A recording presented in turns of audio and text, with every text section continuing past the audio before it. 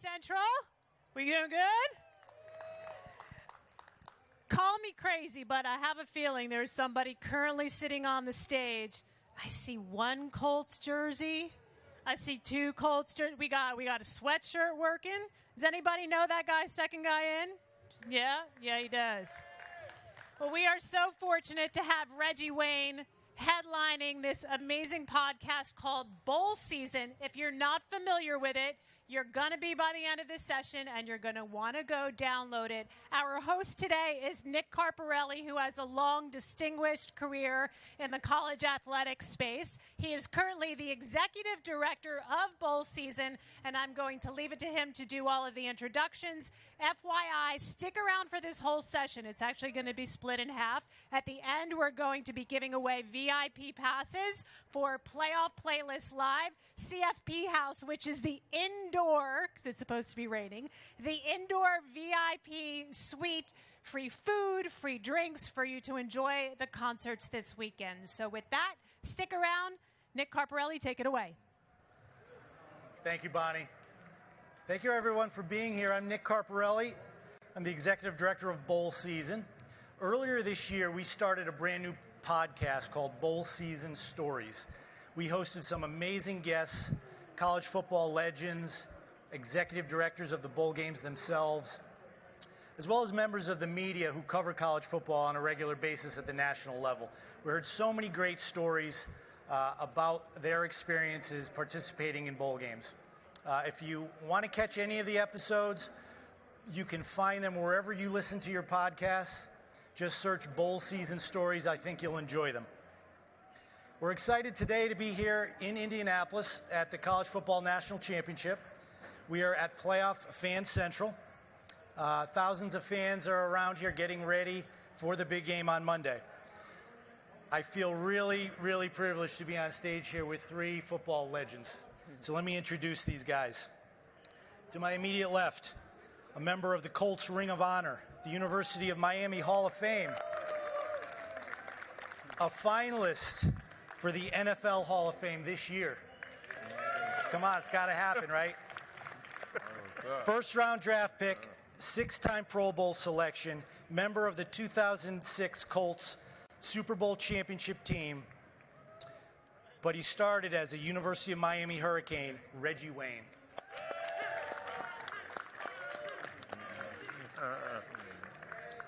To Reggie's left, this gentleman played his entire 16-year NFL career 16? with the New York Giants. 13, but 13? I'll take the extra 3. All right.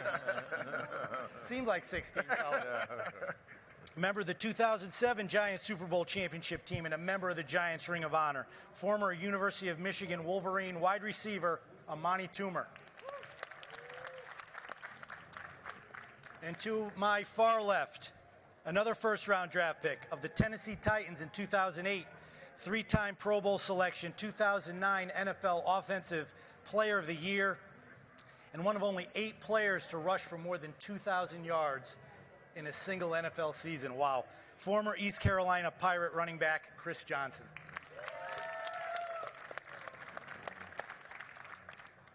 So, Reggie, I have to start with you since this is your town. All right, let's do it.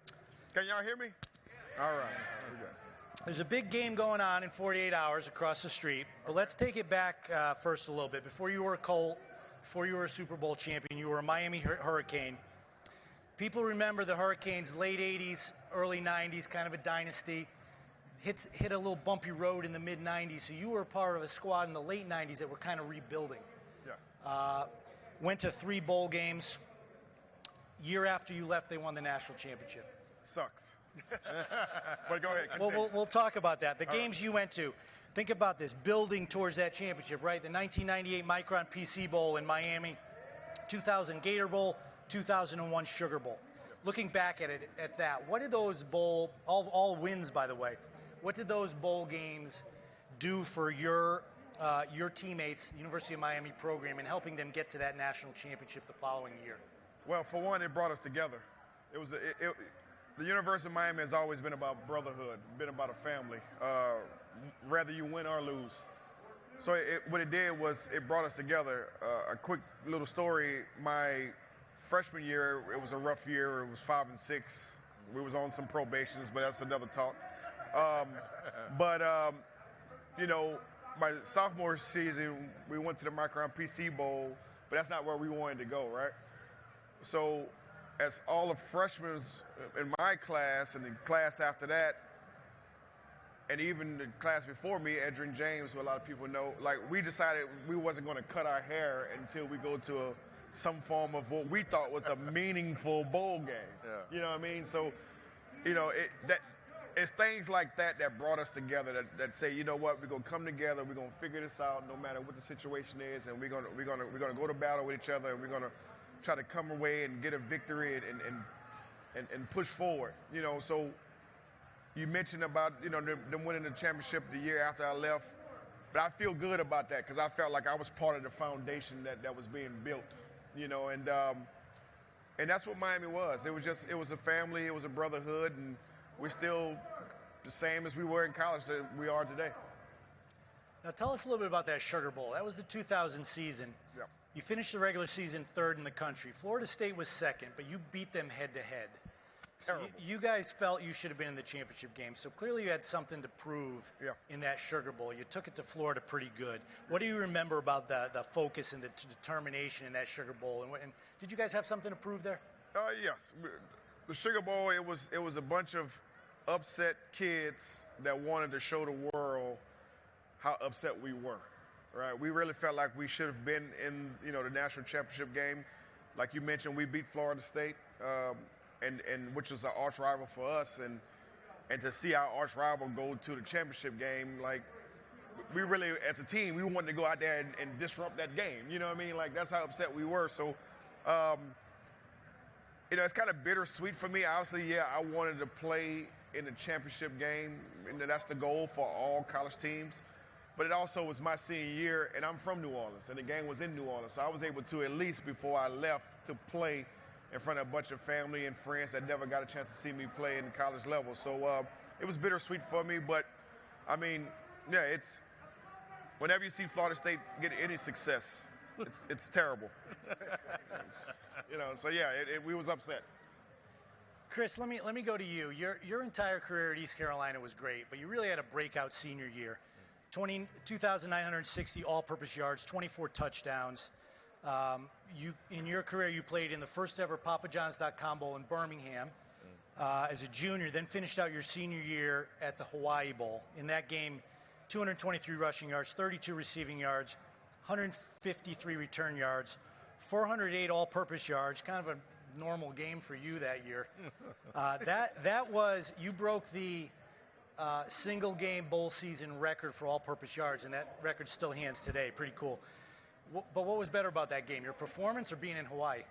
You got to say the performance, but, you know, never been out of the country, taking that long flight, being there with my teammates and just staying there all week and, you know, going through the different festivities and stuff like that, being there to be around those guys from, you know, morning time to night, the practices and all that. Like, it was just a great experience to be able to go to their beaches over there and just see how their culture is. Like, it was just a great experience.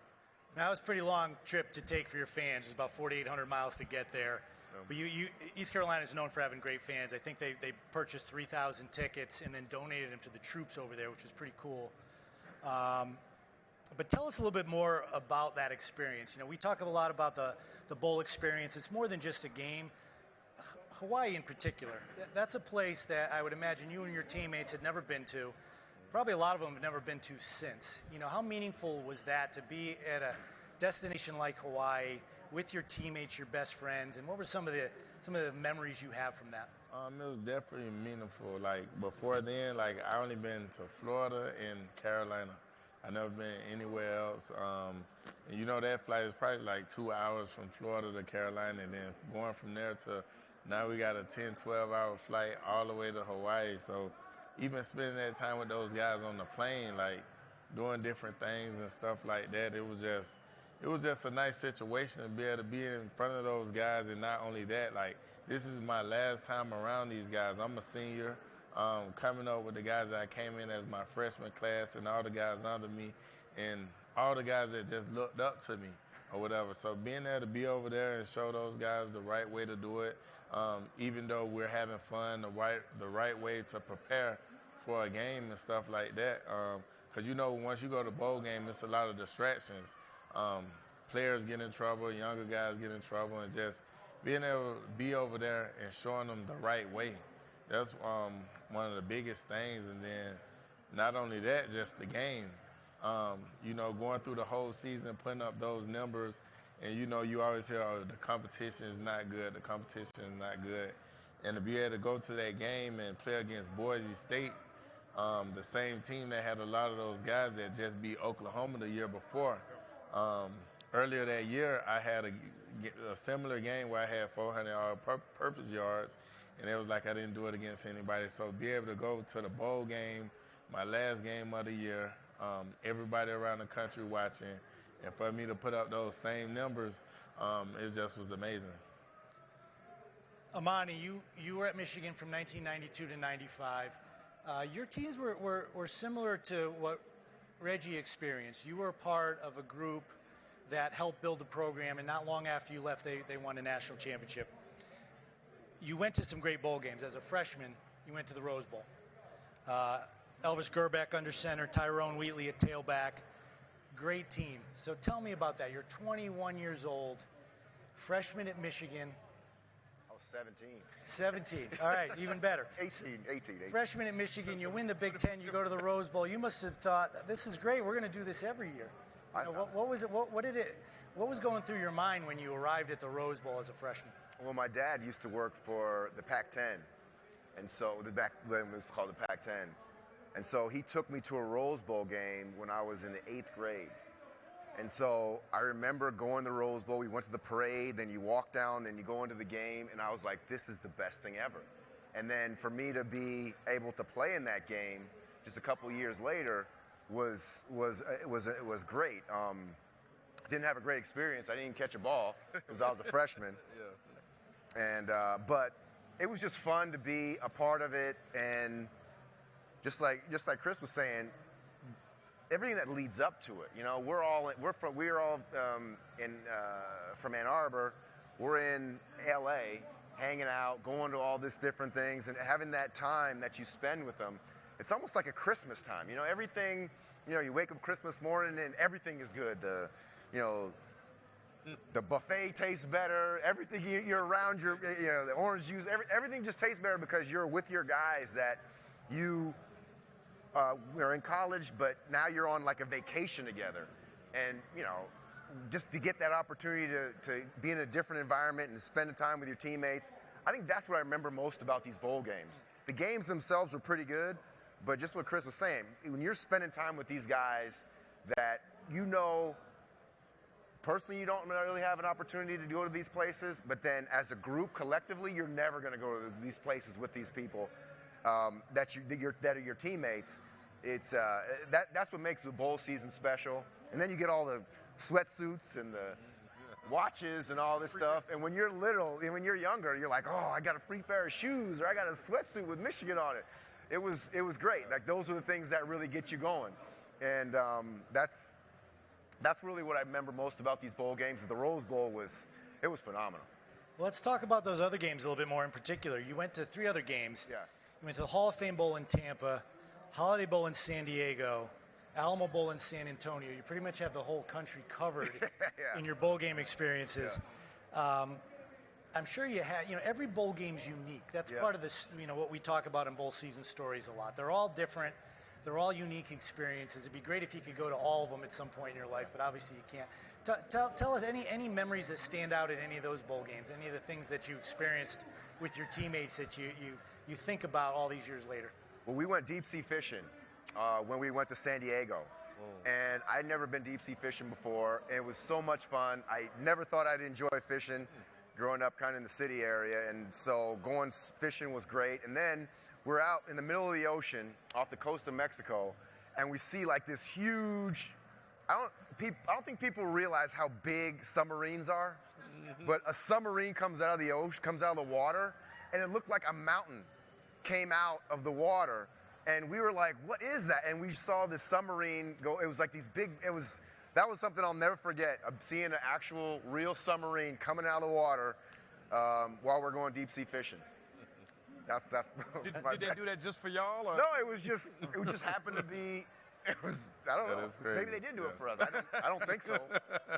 How about you, Reggie? Any of those kind of memories? Anything that sticks out? Absolutely. Got a lot of memories, man. We just don't have enough time in the day. PG, Reggie. Okay, PG. Right, exactly. You know what? The funny thing that we used to always do, like, it was always interesting for us because it was always, we felt like it was Miami against everybody, right? So, you know, we go to the bowl games and it's some functions where we'll go and both teams are there. Yeah. Right? Both teams will be there. So we would always, like, size the other team up. Like, you know, we've been watching film with these guys for 2 weeks, right? And I'd be like, that's number 6 right there. Well, he's small. He's not like he is on the film, you know, like, so, like, we would always just size guys up and just, you know, everywhere we meet, if we went if both teams were there, it was like 2 teams that didn't smile, you know, like, and we just looking at each other like, they can blow the whistle right now, and I think we will face off right now, you know, so, like, it was stuff like that. And especially now when we sit up there and I talk to some of my old teammates, like, we laugh at that stuff now, you know what I mean? Because it was like, it was funny, but at the same time, it was serious business, you know what I mean? Because, like, you want to win the game. It's the last game, especially if you're a senior or even if you're an underclassman, you know, you want to win for the seniors that's leaving, you know? So, like, that game was, like, important no matter what game it was or the name of the bowl game it was. You wanted to win that game because it was going to set the tone for you, you know, next season or for the seniors as they leave on and try to get to the next level, you know. So it's just, man, like, whenever we took trips and went places, like, I remember in the Gator Bowl and, you know, we played against Georgia Tech and we went to the bowling alley and nobody from each team bowled. Like, there was no bowling going there. It was just everybody just staring at each other, like, you know what I mean? So it was just, it's silly, but it was serious. You know what I mean? Like, everybody just wanted to win those games to really keep the momentum going and help continue that foundation to be built. Yeah, you made a couple of good points there, Reggie. You know, these bowl games have so much meaning. If you're going to the NFL, it's kind of that last opportunity to showcase yourself. If you're not going to the NFL, think about it. You've been playing football your entire life. That's the last game you ever play. It can be your final game. You may not think about it at that moment. It's probably a good thing that you don't, because you probably get pretty emotional. Right. But, you know, Chris, tell us a little bit about that. Did you think about that in your last bowl game? Did you think about your teammates and the fact that, hey, this well, I know it's going to be the last time I'm together with them, but this might be ever the last time we put on a uniform? Yes, I thought about that because, you know, going through college, especially coming in your freshman year all the way up to your senior year, you meet so many guys and become not just friends, y'all brothers. So it's like, you know, once you get to that point, what guys are going to go to the next level and what guys this is going to be their last game. So me knowing that I was going to continue to play football, you know, that was something that I wanted to make sure I send those guys out with a victory, to get a ring, just to have something to remember. And just on my side of things, I wanted to go out with a bang too, because at that time, you know, it's still range. You can still raise your draft prospect and grade and stuff like that. So me playing in a lower division, Conference USA, I felt like that was the right time for me to let the whole world see what type of player I was, how good I was, and it actually helped me out. Reggie, you obviously played in a lot of big games at Miami. The bowl games are obviously a little more heightened exposure. How do you think those experiences helped you prepare for the NFL and then ultimately the NFL playoffs and then the Super Bowl? You know, it's funny you bring that up. I was just talking to some friends the other day. I really didn't know, right? Like, Miami is Miami. Miami has so much going on, you know, outside of football to where you got to catch people at the right time. You know what I mean? Like, the beach is free. You know, everything's free out there. So, you know, like, do they really want to pay money to go see a football game that's not Florida State or Florida, you know, or Virginia Tech? It had to be a big game. So, like, I wasn't like Amani. Like, he playing in front of 100,000. Like, I never did that. So I really wasn't sure. So, like, to be honest with you, like, my first, outside of Florida State, and even those games were, but it didn't really hit me until I got into the league. You know what I mean? Like this is what the Big Ten goes through every week. You know what I mean? And some, you know what I'm saying? So it's like, I never really got that experience outside of those big games. But when we did play those big games, like, man, it was electric. It was awesome. Like, this is what you play for. This is what college football is all about. Those big games, those rival games, those games are, man, whenever we would play Florida State, they would play the Florida State chant in our locker room on repeat, like, got on our nerves. You know what I mean? Like that's what college football is all about. So those memories, like, you would never forget. You would always treasure. You would always reminisce, and it'd bring a smile on your face. And when we all get together, we would talk about, So it's, those games is kind of, they molded me. They got me together. It was like an appetizer, right? I'm looking for the entree and the dessert, but it was like an appetizer. But those appetizers, they be good, man. They really be good. Real good. Yeah, Amani, your Wolverines had a great season. Almost made it here to Indianapolis. I'm sure you follow them pretty close. You're an alum, but you're a fan. What'd you think of this year's team? I was very impressed the way they competed versus Ohio State, and I thought that the Michigan State game was the loss that we had before that. I thought that was unacceptable.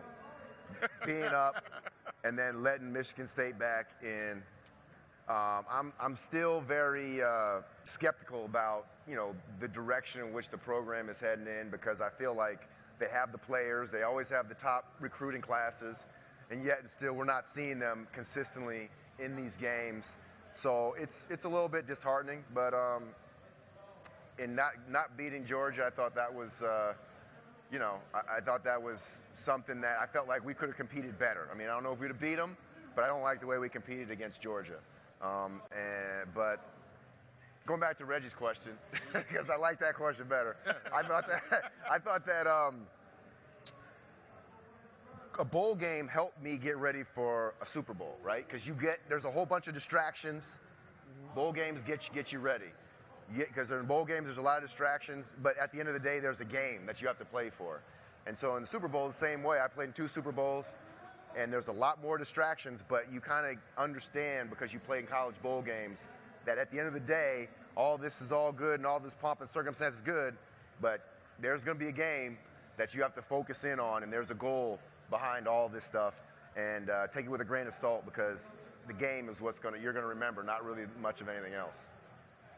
Good. Sorry about that, man. Oh, don't be sorry. I love it. Question for the three. Looking ahead to Monday's game, you guys, I don't know if you guys care to make a prediction, but, you guys are college football fans. You're going to watch the game. What do you think the key to the game is? What's going to cause one team to bring home that championship trophy?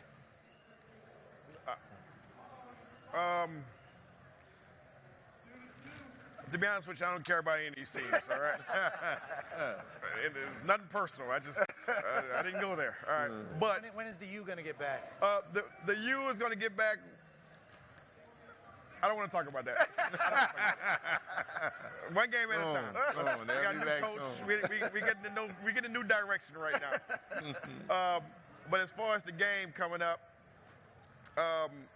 obviously, I'm an offensive guy, so I'm gonna say the team that has created has the most turnovers that's gonna be the team that's probably gonna struggle, right? But at the end of the day, right? And this is barbershop talk, and I was getting my hair cut. Even though I got a bald head, I do get this trimmed up, right? So yeah, you see it? Yeah. Line that thing up, really. So we're in the barbershop talking, and everybody's talking about Alabama and Georgia, Alabama, and I just said one thing. I was like, listen. Until Georgia beats Alabama, I'm not a believer. I know Georgia's good, but sometimes, when I was in college, I lost to Florida State 3 times out of the 4. I beat them my senior year, right? And it was in our heads, really, until we finally got it done. Like, you know it's Florida State week. We get in the summertime, the schedule comes out. That's one of the games you highlight. You highlight Virginia Tech when Mike Vick was there. You like, we doing all those things, right? But it was like, for some strange reason, it was like we just couldn't get over the hump with these guys. They just kept finding a way to beat us. You know what I mean? And not only it was in the coaches' minds, it was in the players' minds, it was in the people in the staff and upstairs. Like, it's a full, organization, a full university vibe. Like, until we beat these guys, they're gonna own us, right? And that's kind of how I feel. I'm not a betting guy, but if I was to bet, like, I'm gonna bet Alabama because Georgia just can't beat them. You know what I mean? Until they beat them, I'm not a believer. That's just me. Hey, like I said, I'm not a betting guy. And it's crazy. I got more friends that went to Georgia than went to Alabama, but you guys got to beat them. I agree with you, Reggie. I dislike both teams. You know? I played with people. No, I haven't played with many Georgia guys. I play with a lot of Alabama guys. And there's certain schools like Alabama, USC, Miami. Those are the schools where like the players come in the NFL and they just can't let it go. They love these schools, especially Alabama. But don't act like Michigan. Don't act like Michigan is not part of those schools. No, we're not. Come on. No. Really? We're the good ones. They're not the good ones. No, I'm joking. But when I watched in the game before, when Georgia played Alabama, Georgia's secondary got so exposed by Alabama's receivers. I don't know how you overcome that. Like, how do you all of a sudden get a better secondary? How do all of a sudden, maybe if they're... Probably was nervous. What's that? They probably was nervous. If they're nervous in the SEC championship, we're going to be in the national championship. Yeah. So, I just feel like it's a tall task for Georgia to overcome. Like, how are they going to stop these receivers? Bryce Young was, like, this guy is...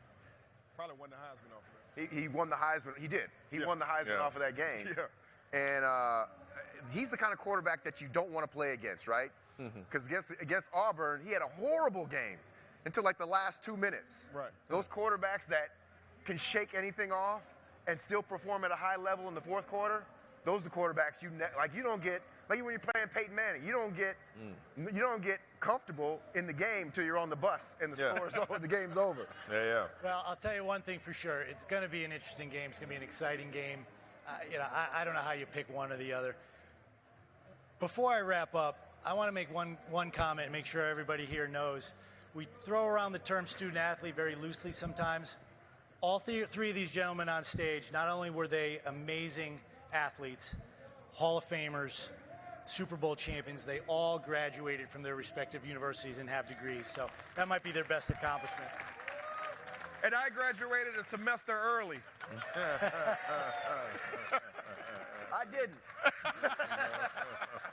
Guys, thank you so much for being here. Reggie Wayne, Amani Toomer, Chris Johnson.